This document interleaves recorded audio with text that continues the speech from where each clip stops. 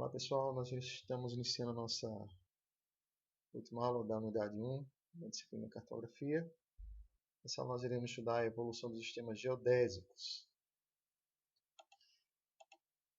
Então, quando falamos em sistema geodésico, nós fazemos referência à geodésia, que é uma sub-área da geofísica, uma ciência que vai ter por objetivo desenvolver a análise e a determinação do tamanho da figura do planeta Terra. Quais são as técnicas utilizadas pela geodésia para desenvolver essa determinação? Ela vai levar em consideração medições, ou análise de cálculos matemáticos, como triangulação, nivelamento e observações gravimétricas, ou relacionado ao campo gravitacional da Terra, considerando que o interior da Terra é formado por níquel e ferro, um campo gravitacional que vai influenciar na forma em que a superfície terrestre vai se apresentar, desde as formas dos continentes, como também a superfície dos oceanos. Então, a geodésia ela vai determinar um modelo ideal de compreensão da forma da Terra. Vamos conhecer um pouco da história da geodésia. Então, definitivamente, ela começa com Eratóstenes, lá na Grécia Antiga, no Império Grego. Diferentemente dos pensadores de sua época, Eratóstenes ele objetiva compreender a forma da Terra a partir de uma racionalidade, de uma perspectiva científica, fora da esfera mítica que imperava nesse período. Então, temos aqui uma projeção do que foi o método de Eratóstenes para compreender a forma da Terra. A princípio, é importante destacar que Eratóstenes ele compreendia que a Terra ela apresentava indícios de ser, de apresentar uma forma arredondada. Mas, para provar sua teoria, ele desenvolveu alguns cálculos.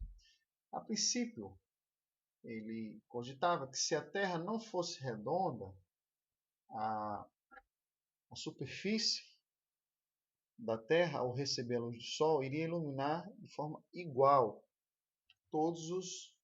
em todos os campos. Você poderia ver a projeção da luz do Sol numa perpendicular, exatamente igual. Mas para provar que a Terra é a forma esférica da Terra, ele desenvolveu, nós chamamos o cálculo de circunferência da Terra. Ele foi o primeiro a provar matematicamente a forma arredondada. Para isso, ele identificou que em dois pontos diferentes, como aqui em Alexandria, na Grécia, em Siena, na antiga, que hoje é a Líbia, a projeção do Sol em um poço se dava de forma diferenciada no período do solstício de verão, ao meio-dia. Então, na Alexandria, a luz do Sol entrava no poço e iluminava toda a superfície do poço, diferentemente de Siena, onde lá ele observou que a sombra da Terra, no caso a luz do Sol sobre a superfície da Terra, a sombra que estava projetada no poço era perpendicular, ou estava numa diagonal. Então, o que acontece? Para isso, ele desenvolveu um cálculo, considerando a distância entre Alexandria e Siena. Com isso, ele fez o cálculo, considerando que Um estádio ou uma estádia equivale a 157 metros, ou seja, seria o cálculo da distância entre Siena e Alexandria, que era de 5.000 estádios. Então, se um estádio vale 157 metros e a distância entre Alexandria e Siena era de 5.000 estádios, então ele multiplicou e observou, né? Considerando essa distância, nós tínhamos 785 quilômetros de distância entre uma cidade e outra. Então, para isso, ele observou que a projeção dessa circunferência, né, o arco da circunferência entre uma cidade e outra, era de 7,2 graus. Considerando a perspectiva, né, da esfericidade da Terra, ele fez o cálculo, ou uma regra de 3, considerando que o arco da circunferência era de 7,12 graus, certo? E a forma da Terra, né, por ser uma esfera, 360 graus, multiplicado por 785 quilômetros.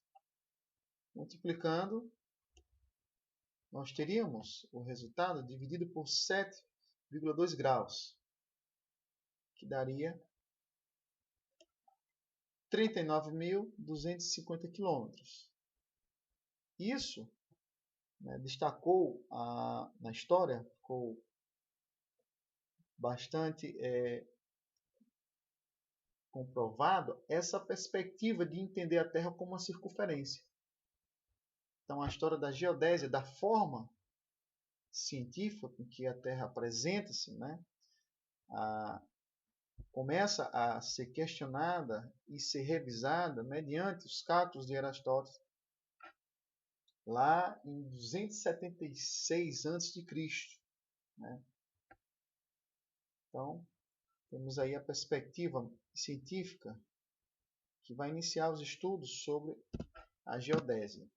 Para Aristóteles, essa aqui seria o mapa mundi da sua época.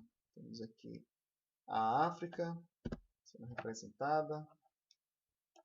Aqui, considerando que só o mundo que se conhecia, que existia, era o mundo, né, governado pelo Império Grego, né?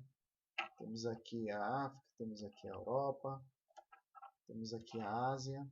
Então, esse aqui era o mapa de Aristóteles, no tempo em que o Império Grego dominava, era o principal império do mundo. Considerando a perspectiva de esfericidade da Terra, um dos fatos que comprova é quando nós observamos no horizonte o distanciamento de qualquer embarcação ao longo, né, do horizonte. Então, temos aqui a perspectiva de entendimento, né, quando nós observamos no horizonte uma embarcação desaparecer.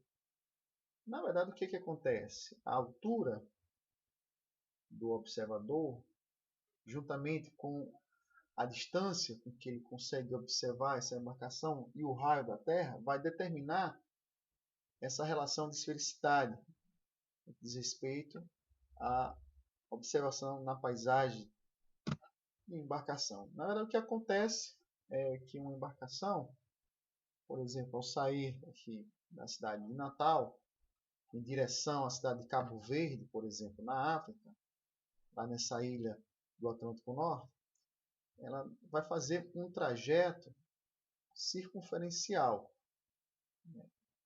A impressão que nós temos de que existe uma linha reta, né, um trajeto em linha reta, é apenas ilusório.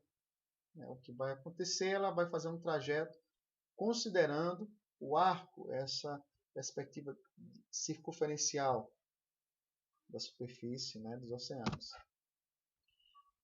Hoje nós temos diferentes tecnologias, como por exemplo as observações por sensoramento remoto, através, por exemplo, de satélites e estações espaciais, que conseguem fotografar e ter uma imagem fidedigna, né, dessa forma e dessa esfericidade da Terra. Naquele tempo, Aristóteles usou basicamente bastões e cálculos matemáticos para comprovar, né, subjetivamente essa forma arredondada.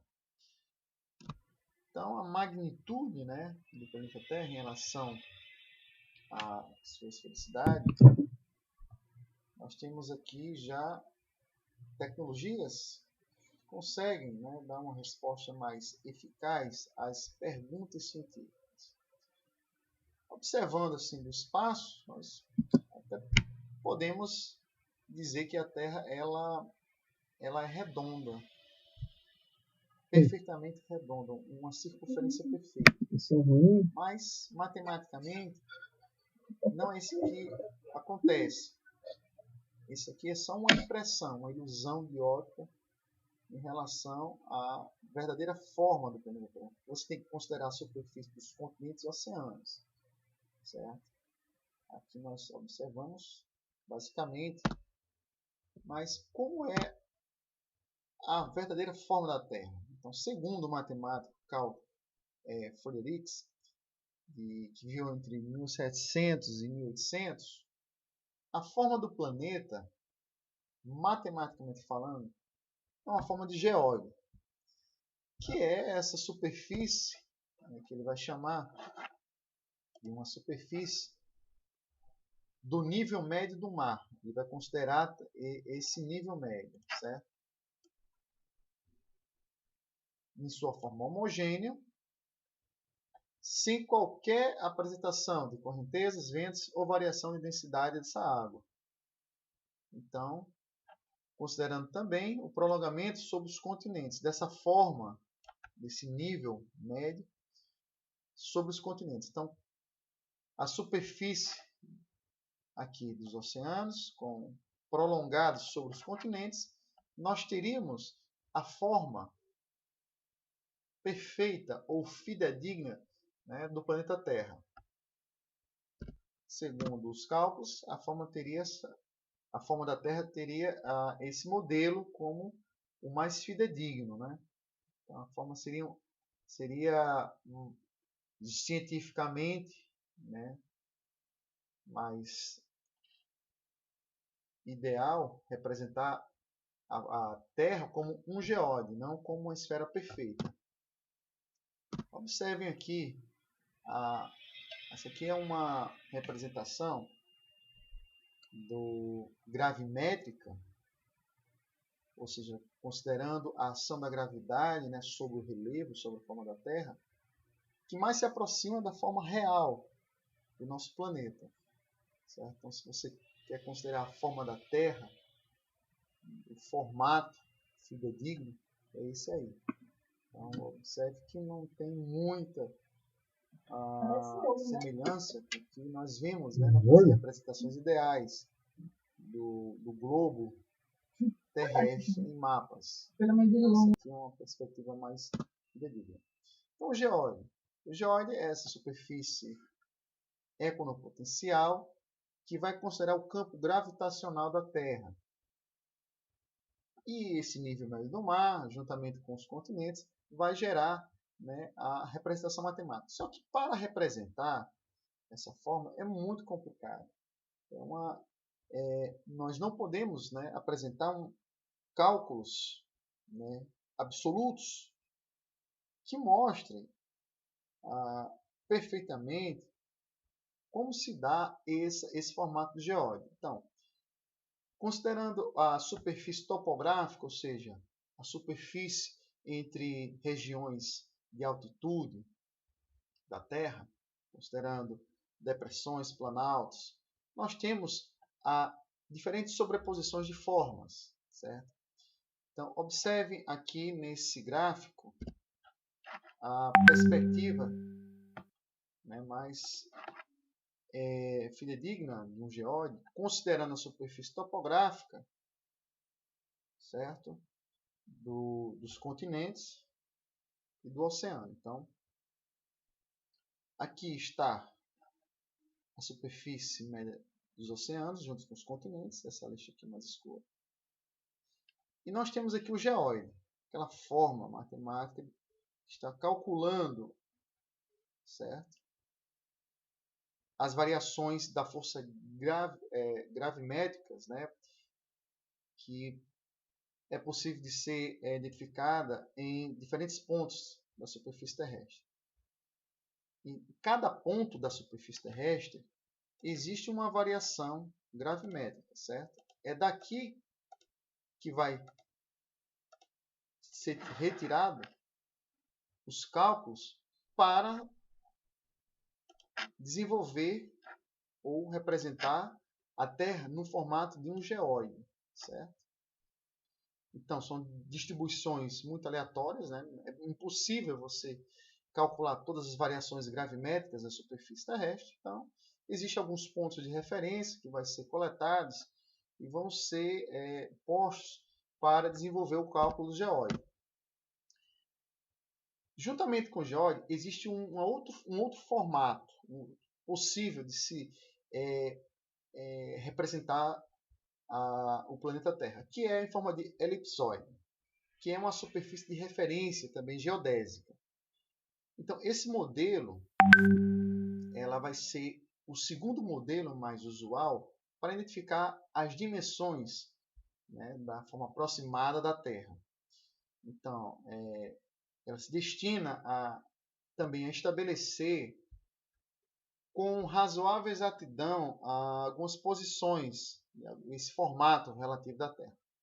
Então, é um modelo, né, como também um geóide, possível de se desenvolver. Então, para calcularmos, por exemplo, as latitudes e longitudes, em todas as coordenadas geográficas, ou seja, que determina as localizações de objetos na superfície terrestre, leva-se em consideração a elipsoide, essa superfície de referência geodésica. Essa superfície, né, ou esse formato elipsoide, não vai coincidir necessariamente com o ângulo, né, ou os ângulos do geóide, como vocês podem observar aqui nessa imagem desse gráfico. Observe que aqui está pontilhado, aqui é o elipsoide e aqui está o geóide. Observe que são superfícies que, ao sobrepor um na outro, né, você não vai conseguir ter uma linhagem perfeita, né? Como um quebra-cabeça que se encaixa, que são superfícies diferenciadas. O geóide ele vai levar mais em consideração a perspectiva gravimétrica, né, de deformações do relevo. O elipsoide ele vai ser uma superfície mais regular, como vocês podem ver aqui, pontilhado. Então ele vai ter um desvio vertical bastante acentuado em relação às ondulações do geóide. E é através do elipsoide que nós determinamos o cálculo, né, de longitudes e latitudes e dos meridianos e paralelos na superfície terrestre. Então, é um elipsoide que vai se adaptar, né, a essa determinada região do globo, por exemplo, como a América, como vocês podem ver aqui, não se adapta obrigatoriamente à forma ou à zona da Terra, né, quando nós sobrepomos aqui um geóide. Então, isso indica que o ponto fixo ou centro de referência vai mudar, como vocês podem ver aqui. Eles estão mudando. O centro de referência, tanto aqui da elipsoide quanto do geóide, certo? Observa aqui que são superfícies que estão variando, estão mudando. Então, a chamada elipsoide de referência, ela vai ser, de certa forma, diferenciada em alguns países, até porque os cálculos de cada país é diferente. Existe uma adaptação, né, à parte do geóide correspondente ao território de outros países. Então, não vai ter uma superfície homogênea para representar essa figura, certo? Então, você vai observar que se sobrepõe, por exemplo, a região da América, da Europa, nessa figura, elas vão, né, vão coincidir, certo? Mas em determinados momentos, se você colocar, por exemplo, a figura de um elipsoide, eles vão se diferenciar, porque o centro de referência também vai mudar. Então, esse é o fato de cada país utilizar um elipsoide diferente, né? E isso, né, num todo, vai dificultar, né, um estudo conjunto. Observe aqui o sistema geodésico brasileiro. Para que nós possamos identificar o sistema geodésico brasileiro, é importante entendermos que para se estabelecer essa relação entre um ponto determinado do terreno, por exemplo, num elipsoide de referência, então nós podemos, né, e devemos possuir um sistema específico que faça esse relacionamento. Por exemplo, aqui, observe que essa representação cartesiana aqui da elipsoide, juntamente com a representação cartesiana aqui do geóide, você vai observar que os pontos de fixação são diferentes. Mas o que é que acontece? Todos os países, assim como o Brasil, eles vão tentar estabelecer uma forma mais adequada para cruzar esses dois pontos aqui, para que eles se aproximem ao máximo, certo? Então, observe que a ideia é tentar aproximar tanto a figura geométrica do elipsoide quanto do geóide. Então, observe aqui que o geóide ele se afasta, que ele está distante, né? Você pode ver que ele é distante, e aqui ele já está mais alinhado com a figura do elipsoide, certo? Esse geóide aqui. Então, a ideia é que quando se vai promover, né, ou se adotar um sistema de referência em cada país, a ideia é que esses sistemas de referência eles façam uma aproximação ideal entre a figura do elipsoide e do geóide. Então, temos aqui a utilização, por exemplo, da esfera de uma superfície mais arredondada para determinar as localizações. Então, a utilização aqui da esfera como superfície de referência é uma razoável aproximação, certo? Não é um modelo ideal, como nós vimos lá, porque eles vão ter um eixo, né, central deslocado e diferenciado. Mas não tem o rigor suficiente para os cálculos da geodésia. Então, aqui é uma representação ideal, certo? Uma aproximação. Então, quando se utiliza essa representação, é uma perspectiva mais útil, né, de quando o geodésio ele vai precisar, né, essas zonas de referência. Então, é uma forma bastante útil quando a precisão não é fundamental, certo? Ou quando a precisão não é alcançada. Quando se trata, né, de representar essas zonas muito extensas, como, por exemplo, de um território inteiro. Então, temos aqui numa área de 200 km, por exemplo, o raio do elipsoide confunde-se sem erro apreciável com a esfera da mesma curvatura total. Então, quando você tenta cruzar um elipsoide com um geóide, você vai ter essa diferença, esse erro, essa margem de erro. Aqui você tem o plano, que é uma superfície também, o plano topográfico, ele vai, de certa forma, ser uma referência para o cálculo tanto da elipsoide como do geóide. Então, algumas aplicações diárias eles costumam ser limitadas. Então, temos aqui um raio de 8 km, que aparece como uma referência desse plano entre a perspectiva topográfica, um terreno topográfico, em relação a um elipsoide. Então, você vai ter um raio aí de basicamente 80 km entre cada uma dessas figuras, tanto do plano topográfico, do elipsoide e do geóide.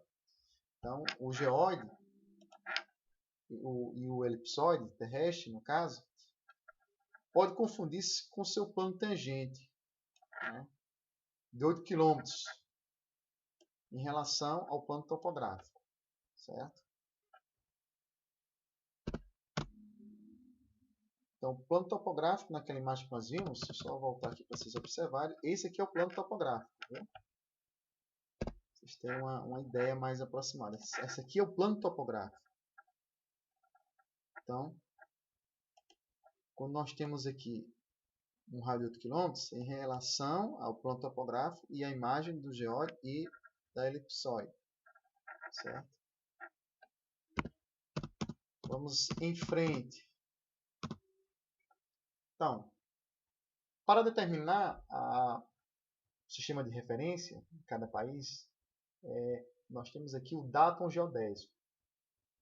Esse datum geodésico é um conjunto de parâmetros que vai determinar o sistema de coordenadas de cada país. Então, para isso, existe um estudo, né, dessa superfície, considerando toda a forma dessa elipsoide de referência, que é a elipsoide de referência, porque ela vai ser a referência para desenvolver o sistema geodésico, né, desse datum. Então, ele vai considerar um semi-eixo maior e um semi-eixo menor. E vai calcular a posição relativa em relação ao globo terrestre. Certo? Então, o sistema de referência de um país ele vai considerar a elipsoide, que por sua vez tem um eixo maior e menor, e vai ser a referência, né, para qualquer sistema de localização, de referência, adotado pelos países, né, seja europeus, asiáticos, América do Norte, do Sul. São, então, os tipos de datas geodésicas. Então, temos os datas locais, certo? Que é a posição do elipsoide de referência, que vai estabelecer, né, através da latitude e longitude, certo? E o ponto de fixação. Esse ponto de fixação, certo? Para o cálculo das latitudes e longitudes de cada país, ele escolhe-se de modo a poder, né, considerar que a elipsoide coincida, né, com o vertical do lugar, o ponto isento fundamental. Então, você tem um geóide, vou colocar aqui um exemplo. Esse geóide, aliás, esse elipsoide, vamos considerar esse elipsoide.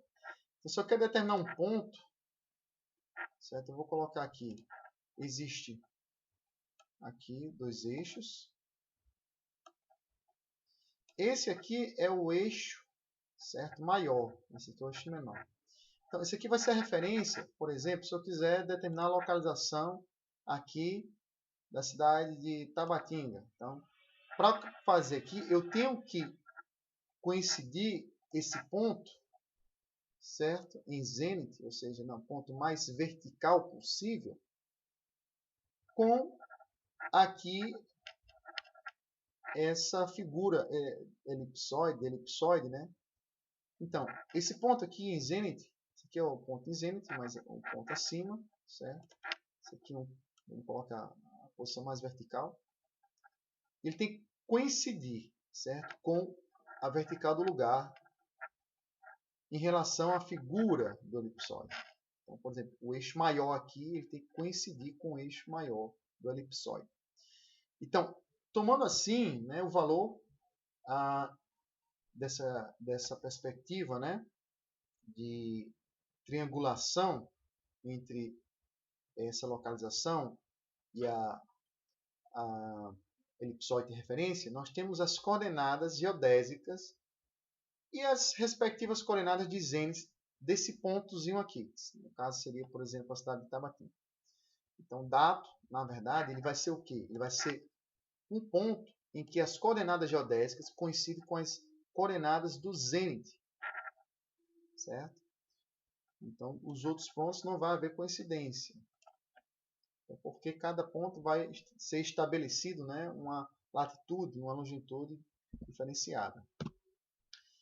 Então, em formas práticas, por que precisamos estabelecer um sistema de referência? Em termos práticos, isso vai coordenar toda uma série de convenções para a construção de localização de que, por exemplo, de estradas de rodagem, estradas de ferro, limites internacionais e municipais, né, seja no território municipal ou de limites de fronteira de um país. Temos aqui algumas referências para determinação, certo? Do sistema geodésico brasileiro. Ele leva em consideração elementos planimétricos, certo? Por exemplo, os elementos planimétricos eles vão ser importantes para a construção da infraestrutura, como linhas de transmissão de energia, certo?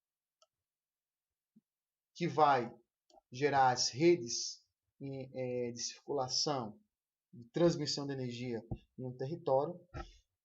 Ela vai levar em consideração também elementos altimétricos, ou seja, de níveis variáveis, né, do relevo. Então, as coordenadas, né, para desenvolver esse sistema de referência através do datum, eles vão levar em consideração o ponto trigonométrico, certo? Eles vão levar em consideração o ponto astronômico. Isso aqui são, na verdade, instrumentos como o barimétrico, né, de estações meteorológicas também, que vai ajudar também nessa referência.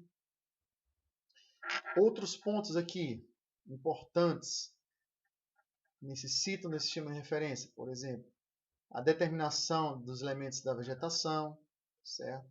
Ou seja, a determinação locacional, por exemplo, de áreas de bosque, de cerrado, né? Das composições morfoclimáticas de uma região. Então, depende também desse sistema de referência. Elementos de hidrografia, como o curso das águas, esse aqui é um dos mais importantes, porque aqui nós vamos observar uma série de elementos, por exemplo, para desenvolver o planejamento das bacias hidrográficas, né, é necessário ter todo um sistema de referência, né, onde nós temos aqui a localização, determinação de cursos de água, de poços, de terrenos que têm possíveis potenciais de inundação, certo? Cataratas, terrenos, né, de superfícies rochosas, que também influenciam também nesse sistema de coordenadas, por ser também referências para a determinação de áreas de relevo, como por exemplo planícies, crátons, certo? Então, tudo isso aqui são elementos que são dependentes desse sistema de coordenadas. Então, nós temos nos mapas, né, no caso do Brasil, sempre referências. Então, esse aqui especificamente, esse mapa aqui, essa legenda de mapa, ela está fazendo referência ao dato vertical aqui de Santa Catarina, que é um ponto fixo que vai determinar toda essa rede hidrográfica de estradas, certo? Ele vai levar em consideração a perspectiva gravimétrica também, né, a inclinação gravimétrica dessa superfície. Aqui ele vai determinar aqui que, no caso, vai ter 7,6 graus de inclinação magnética anualmente, certo? Então já está determinado aqui essas medições. Então aqui todo um sistema de referência. Então o sistema de referência brasileiro, né, geodésico brasileiro, é composto por redes de altimetria, gravimetria e planimetria. Então, temos aqui o primeiro sistema, né? Um dos primeiros sistemas, que é o SAD-69, que foi o sistema geodésico sul-americano, que foi desenvolvido em 1969, conhecido como SAD-69. Então, os parâmetros principais, né, para desenvolver isso aqui foi a figura geométrica, né, representativa da Terra, como elipsoide, como a gente já tratou, né, essa elipsoide de referência, ela determinou aqui a localização e o desenvolvimento desse grande sistema de referência, que foi o SAD de 69. Então, temos o eixo maior, em azul, e o eixo menor. Isso, né, considerando o SAD 69, essa elipsoide aqui apresentava um eixo maior aqui. Por exemplo, de 6 milhões, no caso, 378.160 metros, esse eixo maior, e o eixo menor, certo? Ele ia apresentar aqui uma referência de 6.366.774 metros. E esse achatamento dos polos aqui apresentava aqui uma perspectiva de um avos, né, de 298,25 graus de achatamento. Então, temos aqui uma referência bastante interessante desse sistema geodésico sul-americano, que já caiu em desuso, porque entrou o SIGAS. O SIGAS ele vai mudar um pouco esses eixos de referência. O raio equatorial, ou o eixo maior, que nós chamamos, ele vai ter uma referência aqui de 6.378.137 metros. Em relação ao eixo menor, nós teremos aqui uma referência de 6.356.752 metros. Esse achatamento, em relação ao SAD, vai permanecer o mesmo, certo? Então, é basicamente, né, a diferença é pouca, né, em relação a um sistema de outro. Nós temos aqui apenas alguns metros, né, algumas referências, que vai mudar em relação aos SIGAS, que é também sistema de referência que hoje é utilizado, né, para determinar toda essa rede gravimétrica, né, para latitudes e longitudes no território brasileiro. Então, esse SIGAS ele foi concebido em função dessas necessidades de adoção de um sistema referencial, né, no Brasil, que fosse compatível a um sistema global, de posicionamento global. Então, é um sistema que foi adotado desde 2005, esse sistema de referência. Então, o SIGAS significa Sistema de Referência Geocêntrico para as Américas. Ele tornou-se oficial, certo? Então, a realização, né, desse sistema, ou os pontos de referência espalhados no Brasil, é uma rede, né, de referências que se pode ver em diferentes regiões do país. Então, ele vai levar em consideração a elipsoide de referência e, fazendo um cruzamento de dados, né, vamos ter aqui o sistema brasileiro de referência, que vai mudar em relação ao sistema de referência da Colômbia, do Chile, do Peru, certo? Então, cada um vai tentar adaptar esse sistema. Bom, essa aqui foi a nossa aula sobre sistemas de referência, né, geodésicos, ou a evolução dos sistemas geodésicos. E esperamos você na próxima aula. Bons estudos!